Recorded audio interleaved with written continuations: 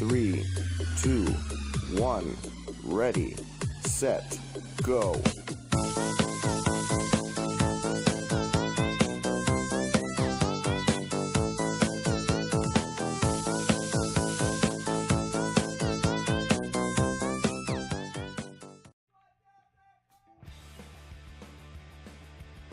Alright, let's go ahead and talk about this movie, Shazam.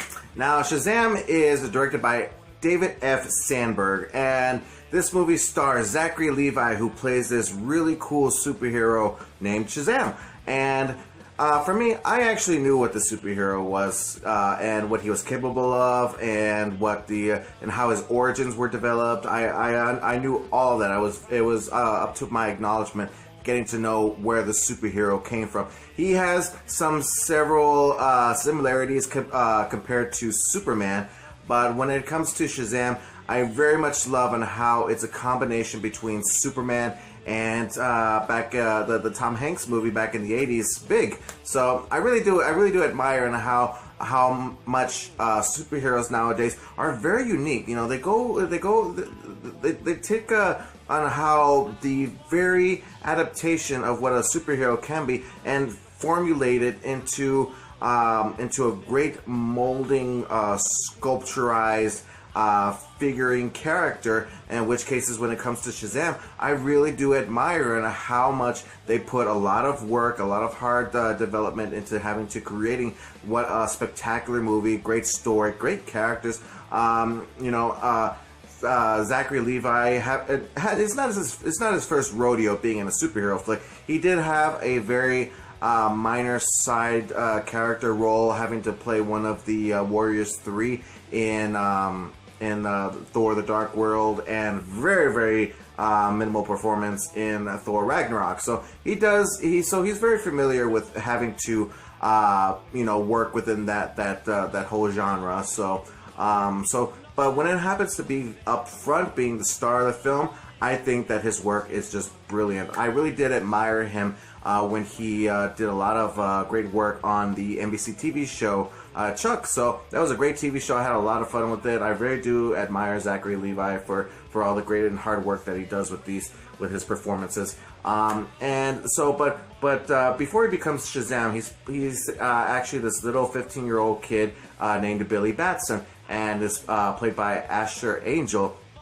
And he's his foster child. He's been out on his own ever since he was very little, going out looking for his mother because he got separate from her when he was a little boy. And now, after all these years, he's gone out there looking for her and still no luck. So he's been going from foster home to foster home. And this foster home that he's brought onto within this movie, there's so many very amazing, heartwarming sequences in the movie that really do touch you in the heart, that you really do feel very attached to this family. And I know I saw a recent film several months ago, a little similar to that foster lifestyle, Instant Family, and I thought Instant Family was an amazing movie. So having another movie dealing with foster children is a fantastic intro into a superhero film. You know, it's not only getting the adult audiences into getting to watching this movie, but also the children as well, because I believe that all the kids that were in this movie did an amazing job. I really do admire on where the story was taking it towards. I wasn't familiar as to how. I'm not going to spoil the movie for anybody, even though it's been taking me a little while to put together this movie review. I just want to give people out there a chance. You know, I don't want to spoil it for them. I just went and watched Shazam the second time just so that I could build in some more fresh ideas, fresh opinions based off of what I thought about the movie. And I very much enjoyed it, very much so, more than the first time. So it's a great experience. Even the first time was a fantastic time. I really did have a lot of fun with this movie. And it's like what I say, in every single superhero movie, when there's a hero, there's gotta be a villain, and that's where the villain comes in. Dr. Savannah, I don't know, Savannah, I think that's how you say it, but played by Mark Strong.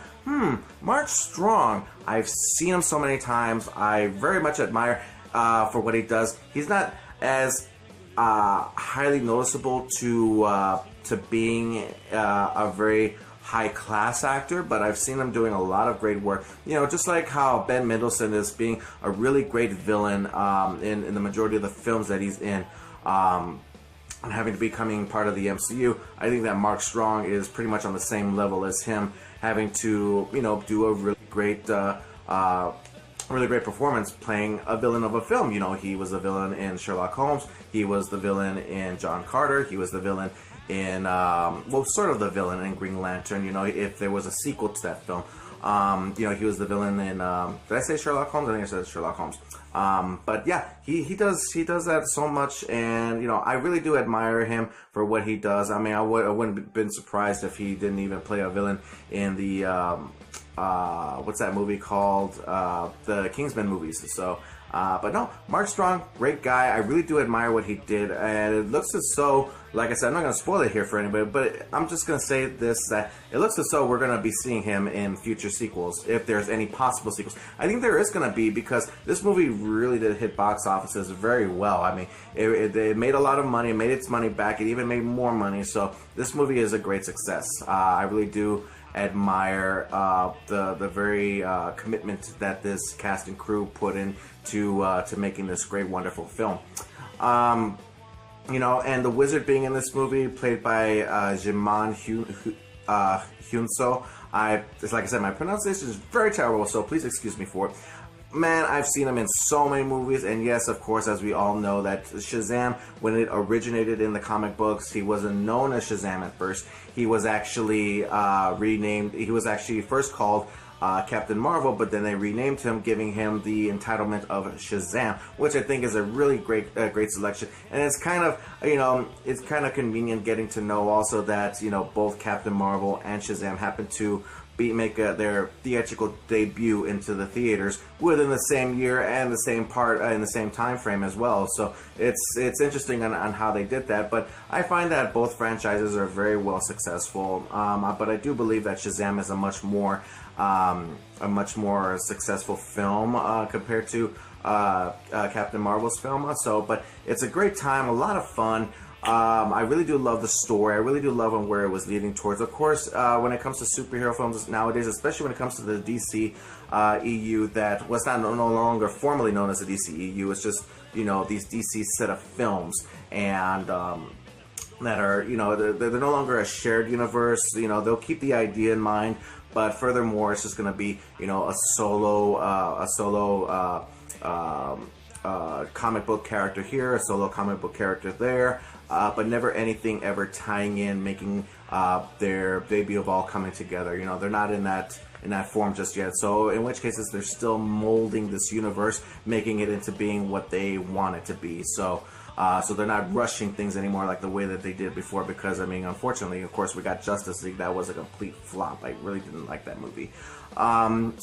But no, they're great movie. I mean, you know, I really do admire the fact that they try to do whatever they could to keep this connected with all the other movies, you know, because they were still in development of this movie, making sure that it was still part of the shared universe, you know, with Justice League, Batman v Superman, Wonder Woman, Aquaman, so on and so forth. But a great time, excellent experience. Rotten Tomatoes gave it a 90%, and for when it comes to Awesome Joe, it's going to be a good 87%.